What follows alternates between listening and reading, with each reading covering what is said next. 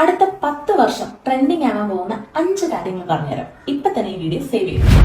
First one, curves. ഇപ്പോൾ last ഒരു 2 വർഷമായിട്ടാണ് ഈ കേർവ്സ് എന്ന് പറഞ്ഞ പാറ്റേൺ ട്രെൻഡിങ് ആയിക്കൊണ്ടിരിക്കുന്നത്. എന്നാൽ വരുന്ന വർഷങ്ങളിൽ ഇത് കുറച്ചും കൂടെ ഭംഗിയായിട്ട് എല്ലാ വീടുകളിലും കാണാനുള്ള ടെൻഡൻസി കൂടും.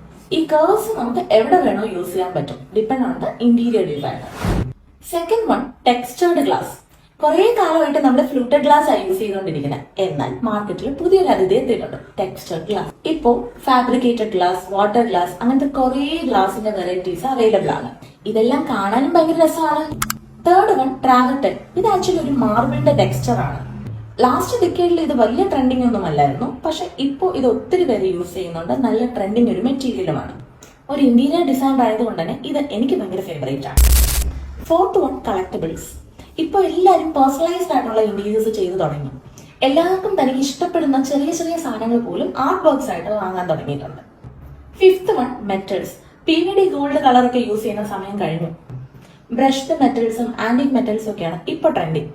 സോ നിങ്ങൾ വീട് വെക്കുന്നുണ്ടെങ്കിൽ ഇതെല്ലാം യൂസ് ചെയ്തോളൂ, കാരണം അടുത്ത 10 വർഷം ഇതെല്ലാം ട്രെൻഡിങ് ആവും.